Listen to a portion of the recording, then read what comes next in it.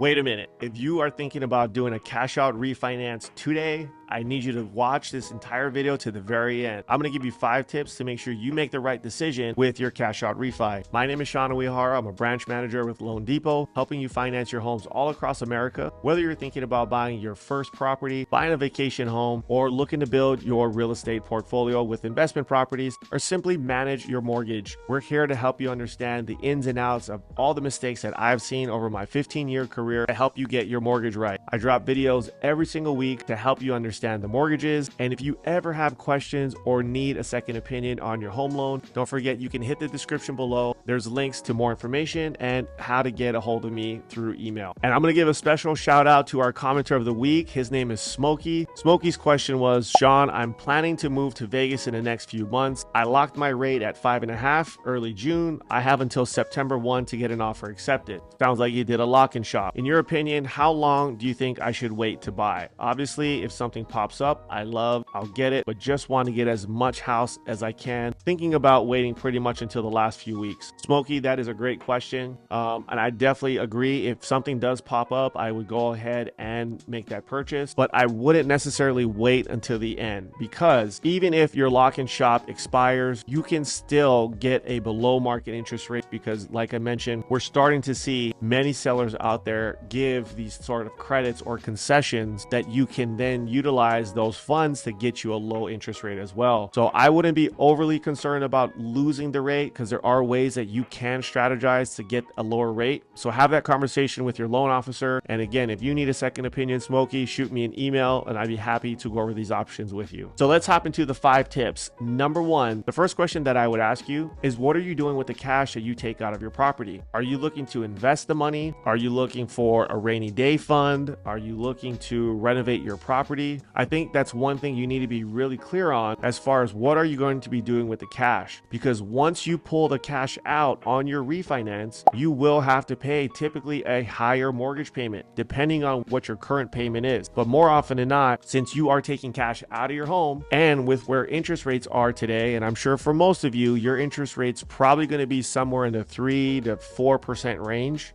You are looking at somewhere near the 6% range. So you need to be really smart about where you are going to be deploying those funds, because if you're just looking for money just to have on the side, there's a lot of other ways that you can go about accessing the money in your home. And I'm actually going to cover that as point number 5. So make sure you stay to the very end of this video as I talk about another strategy where you can tap the funds in your home without increasing your payment automatically up front. Number 2, I would tell you, don't rush to refinance. I've had many clients over the years, you get bombarded by the mortgage company that you're making your payments to. They're always soliciting you to refinance now. We're going to give you $500 off of this and closing costs to do it today. And trust me, I have mortgages where I get emailed almost daily to refinance my house. And I would never refinance because my properties are all in a 2% range. So the fact that I'm getting bombarded, I know you're getting bombarded with these emails as well. So just because the lender is reaching out to you, they're trying to drum up business for themselves. Don't just rush into a refinance. Look at it very methodically. And like I said, what are you going to be doing with the cash? You have to be really clear with where that money's going, because I've had clients that have made this mistake, that have gone with other lenders to refinance, that have then called me 3 months later asking me for either another refi or trying to bail them out of the bad decision that they made. So make sure that you do your due diligence. Don't just rush to look at the interest rate. Remember what I always say, look at the strategy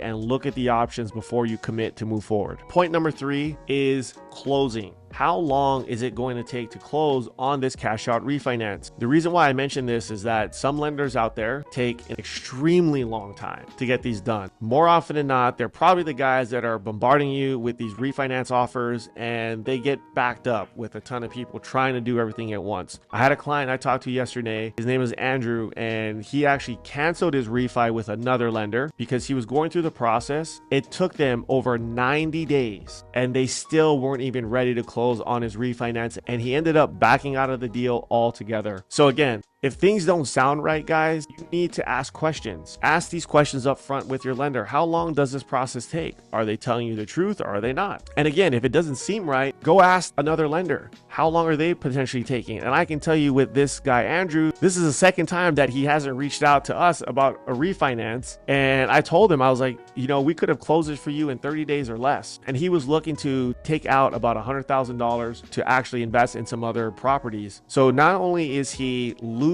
the opportunity to make more money, but he scrapped the idea altogether simply because for him and his situation, he's such a rate conscious guy that now he's missing out the opportunity on buying. So that's why I'm a big proponent of not just being so dead set on what the interest rate is, because in his situation, in my opinion, he's going to lose more than what he would have gained by acquiring more homes throughout this time period right now. So ask the tough questions with your lender. And to me, how fast can you close right now? That's something you should know going into the refinance. And number 4 is to look at a HELOC. So like I mentioned in the beginning of the video, there are ways that you can tap into your home equity without necessarily taking on more debt and having an extra payment. So with a HELOC, it's essentially like an open checkbook on your house. The bank will give you a line of credit. So it's a larger credit card than what you may currently have that you can either use a debit card or credit card against your home. You can write checks. However, if you don't tap the home equity line of credit, you don't need to make a payment. That is one of the biggest advantages of taking out a HELOC, is that you don't need to make the payment unless you actually use the funds. Unlike a cash out refinance, the minute you close on that refinance, you are now making the higher payment on your property, regardless if you use the money or not. So if you needed a rainy day fund, to me, a HELOC is probably a better decision to go than a cash out refi. But again, some people like the comfort of seeing the money in their checking account, but to me, it doesn't really matter as long as I know I have access to the money, regardless if it's on a debit card, writing a check, however I can access it. As long as I have immediate access, to me, that's the main thing.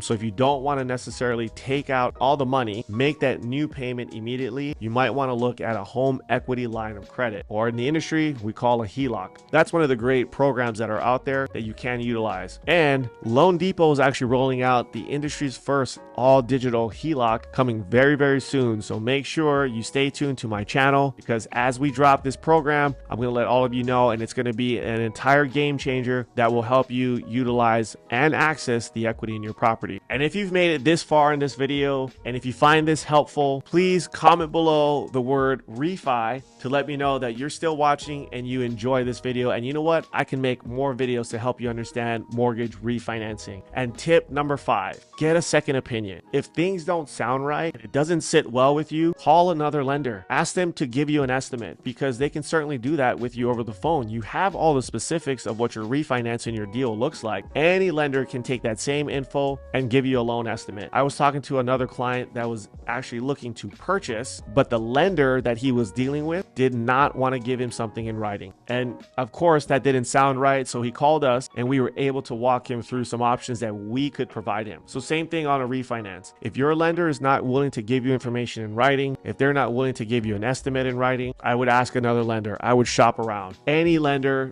that's worthwhile to work with is going to give you the information without any hesitation. And again, don't focus on the rate so much. Anybody can give you a low interest rate. In fact, I had a client, his name was Joe. Joe the other day had reached out and his lender was charging him almost $30,000 for the interest rate that he was looking at. He was unaware of that charge until I had pointed it out to him. So again, just like I always mention, the rate is one of the biggest carrots that gets dangled in front of the consumer every single day. Because most people don't understand how the mortgage works, that's all they will literally go after. And this guy would have costed himself an extra 30 grand of equity just to get the interest rate. So make sure you get a second opinion. Loan officer is truthful and honest and forthcoming with you. If not, if it doesn't sit well, again, you can always send me an email. I'd be happy to give you an estimate. And you know what? If that lender is doing a great job, I would be the first guy to tell you that is an amazing deal and you should take it, because at the end of the day, I want you guys winning and getting your mortgage right. Thanks for watching, and I'll see you on the next video.